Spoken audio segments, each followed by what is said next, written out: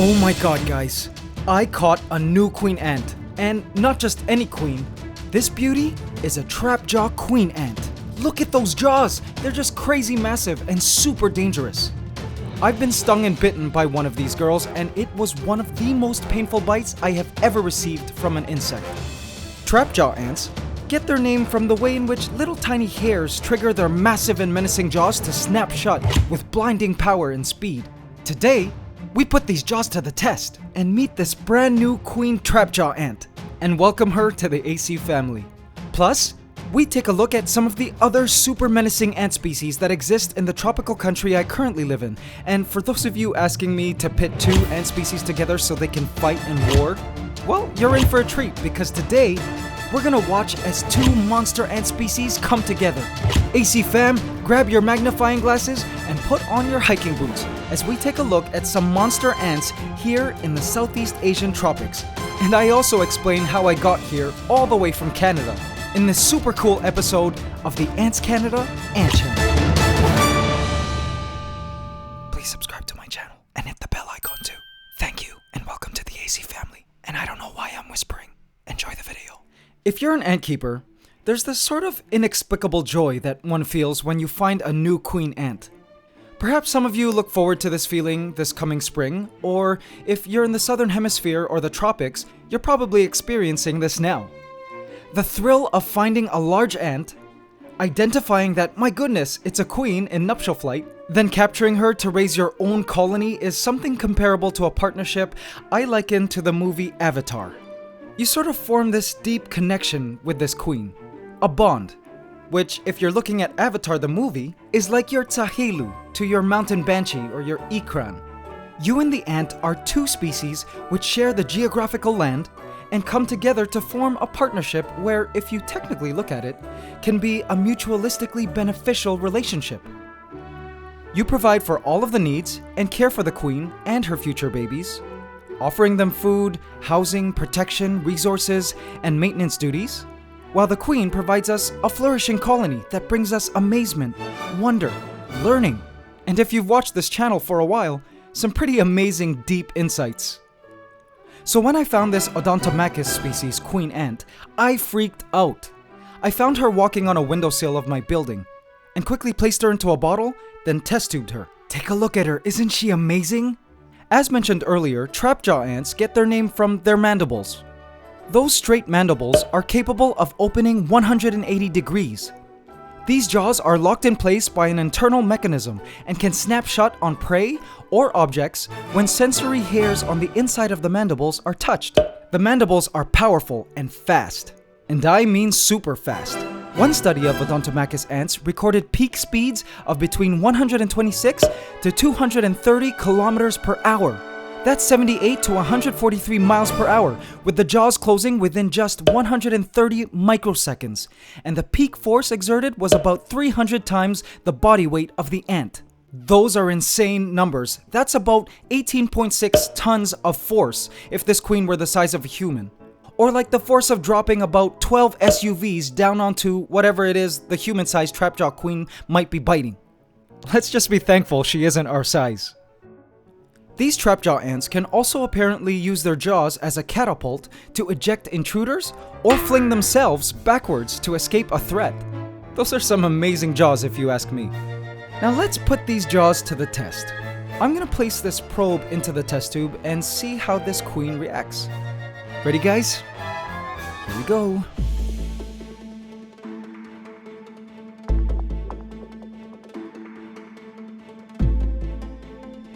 Let's move the probe closer to her. It's getting closer. Let's reposition here. She hasn't noticed us yet, but oh. Now she smells the probe. Here we go. She's checking it out. There she goes, contact. Whoa, did you see that? Well, of course you didn't actually see it. It was lightning fast. Check out this slowed down replay. Whoa, it was so fast our cameras couldn't even pick it up. I just felt and heard a small tiny tick, but I'm sure it was powerful. Just amazing. This queen is special because trapjaw ants are a species that is semi-claustral. So remember a few videos back when I explained ant reproduction and how queen ants seal themselves off and don't eat during their founding stage as they give rise to their first set of workers? Well, some species actually do hunt and forage as they raise their first set of workers. Kind of like how some birds do. Trapjaw ant queens leave the nest, find food, then return to their nest to feed their young. So this trapjaw queen ant, being semi-claustral, does need to hunt while raising her first set of workers. Now, I don't know if she's mated or not, and she does still have her wings, which doesn't necessarily mean that she hasn't mated, but perhaps she might be hungry. So let's see if she'll eat this baby cockroach nymph. I had heard that trapjaw ants love this species of feeder cockroach, known in the pet trade as lats or red runners. So here we go, guys. Let's see if she'll eat this baby cockroach.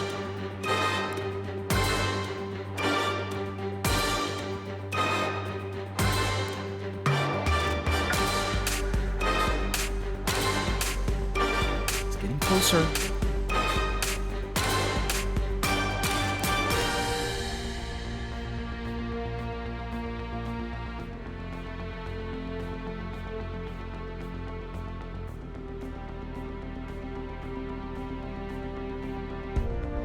The cockroach has been pre-killed, but due to insect nerves, it's still able to move, and it creeps closer and closer to our queen.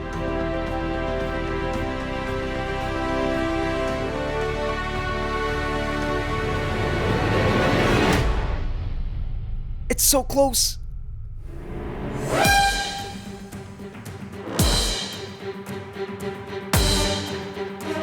Is she gonna bite it?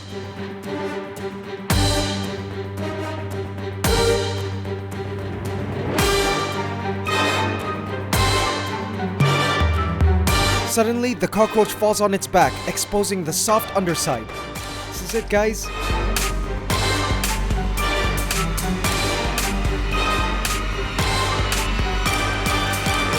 What? What a surprise. She doesn't want to have anything to do with the food. Now, this species is a challenge to get started into a full colony from just a single caught queen ant, because of how finicky their diet is. You see, trapjaw ants also happen to be very specific feeders and prefer very specific terrestrial insects and other invertebrates. And looks like this time, she's not interested in our cockroach. Look at her as she approaches the cockroach so cautiously, when her jaws can easily crush that cockroach in one swift blow. She really seems like a gentle giant, doesn't she? She's not a monster ant at all. So I gotta get that roach out of there. Now, how on earth am I gonna do that? Okay, I'm just gonna try to fish it out here. Okay, done. She checks the area just to make sure the cockroach is gone. Everything seems clear. And look at her now just taking her place and settling back in. She's so cute, right guys? If we successfully raise a colony from her, what should we name the colony? Let me know in the comments section. Okay, so what am I gonna do with this queen ant now? Well, because she's semi-claustral, her setup will be a little different from if she were just a normal queen ant. I'll need the help of this neat piece of ant equipment. It's called an AC test tube portal. Basically, it allows you to connect up to 4 test tube setups, or tubing, and creates a mini space where you can feed semi-claustral queens, create a small chamber in a tubing network, make it easier for queen ants and small colonies to move out of moldy test tube setups and into new test tube setups, and can be used for a bunch of other stuff too. The applications of this equipment for ant keepers are actually quite endless. It even has a little trap door to drop food in easier. So what I'm gonna do is simply attach this trapjaw queen ant's test tube to this test tube portal and place this test tube portal in a dark spot somewhere where she can be at peace. And if she's mated, we should soon have eggs. I'll be sure to keep you guys updated on her. Now, another thing that makes the trapjaw queen special is that unlike the Fire Nation, our fire ants, which is a species originating in South America, our black crazy ants, which scientists suspect originated in India, and our yellow crazy ants, which scientists suspect came from West Africa, these trapjaw ants are in fact a native ant species, a species that is originally from here in the Philippines. You see, the Fire Nation, our black crazy ants, and our yellow crazy ant colonies, though we love them so much, are all considered tramp species. Essentially ants that have successfully colonized many countries but have originated from another country in the world. They migrated here through human activities like transport of plants, goods, etc., and their ability to conquer the land and overpower native ants helped them establish themselves here many years ago. They're essentially naturalized migrants, or invasive ants. Alright guys, so here's a little something. Speaking of international migrations, so many of you guys have been asking why this channel is called AntsCanada, when I'm in fact living in the Philippines. So here's the story. I was born and raised in Toronto, Canada to two Filipino migrant parents, and started this ant channel in 2009 in Canada with Canadian ants. Now I know this sounds totally random guys, but I moved to the Philippines in 2011 to become an actor, comedian, and singer. I actually lived 3 separate lives as a YouTuber, running not 1, not 2, but 3 channels, which I rarely talk about in each channel, and I've been trying to do my best to keep my channels and content separate, just because the 3 channels are so vastly different and the audiences are therefore also different. But for those of you who might be interested, I placed links in the description box to my other channels, but just a warning, you may be like, what the... So that explains why this channel is called AntsCanada while most of it is filmed in the Philippines, and also explains why a lot of times you guys might happen to see one of my product endorsement commercials airing before watching these ant videos. Alright, but back to the ants. Relocating here to the Philippines turned out to be pure serendipity because I was shocked to discover that the Philippines just so happens to be one of the hottest of the biodiversity hotspots in the entire world for endemic flora and fauna, especially for the mighty ants that live here. I thought I had to close my ant channel when I moved from Canada, but I guess not. About 30% of all currently known ant genera have been recorded in the Philippines. New species are being discovered all the time. Check out this map from antmaps.org. This map is color-coded, and all the purple areas have the highest concentration of ant species that are endemic. And the Philippines is one of those purple countries. If you ant lovers out there ever get a chance to visit a tropical country, I really hope you can stop by the Philippines because it really is an ant haven. Okay, it's time to explore the ants. Just this week, I was able to travel just beyond the borders of the city to Los Baños, Laguna, into the lush countryside to film these amazing ant species for you guys. You ready to check them out? Okay, here we go. So these brownish reddish ants, all marching in a line like this, might seem like your everyday brownish reddish ants, until you see one of these. That is a major. This species is called Carabera diversa, one of the most impressive polymorphic ants ever. They've got really tiny minors and huge super majors. And when I say huge, these super majors are massive, with heads as big as a centimeter large or larger.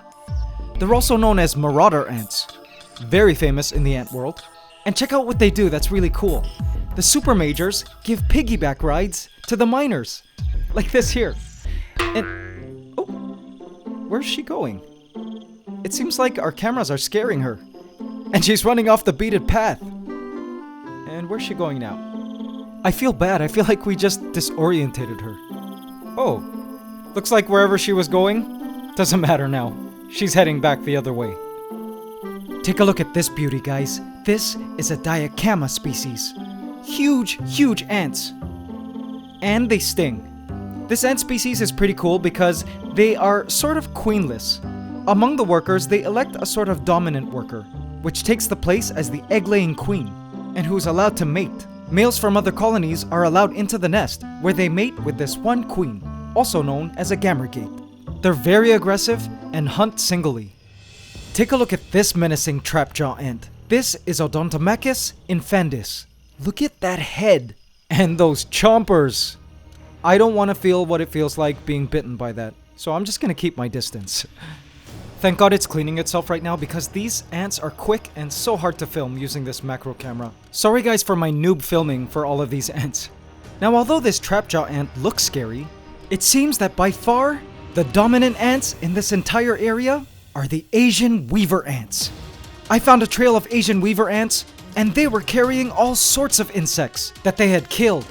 Ants, termites, and it seemed I was just on time to catch an epic ant battle between weaver ants and a trapjaw ant. Whoa, look at the trapjaw ant trying to sting the weaver ants. And the weaver ants are ruthless and brave. Look at how this worker's trying to bite the stinger, while another's trying to bite the jaws. Wow!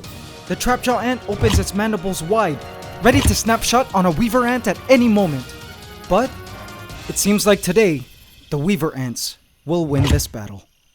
Isn't that crazy, AC fam? Unreal that we got to capture that on film. So guys, I managed to get a lot of footage of these ants that you've seen here, as well as other ants not shown in this video. So, I've created a hidden video for you guys here if you want to check out the ants that I filmed on this day. And I just want to say a special thanks to my friend David General, an ant taxonomist from this area who helped me ID these ants.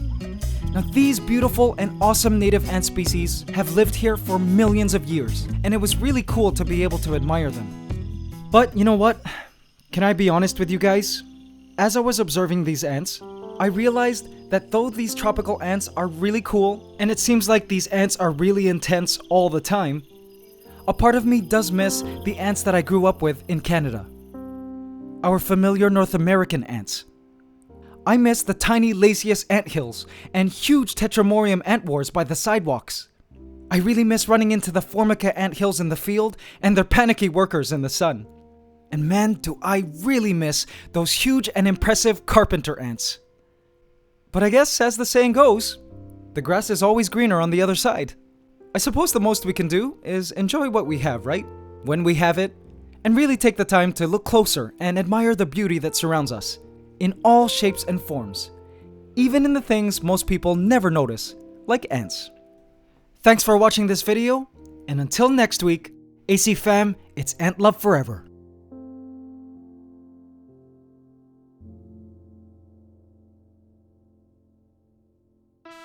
Thank you guys so much for watching this video. It really means a lot to me. Hope you guys can subscribe and join the AC family, and let's discover just how amazing ants are.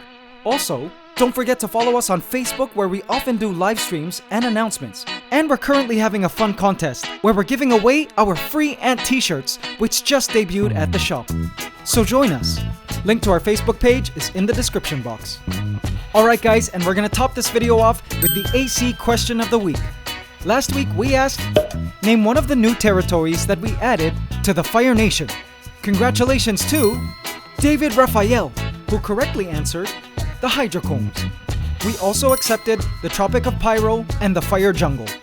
And now for this week's question of the week, we ask, what is the name of the species featured in this video that give piggyback rides to fellow smaller sisters? Leave your answer in the comment section and you could win our brand new AC Test Tube Portal V2, which you saw earlier in this video. And remember guys, we've got an awesome Christmas sale and promo that's happening all month, so visit us at AntsCanada.com. It's ant love forever.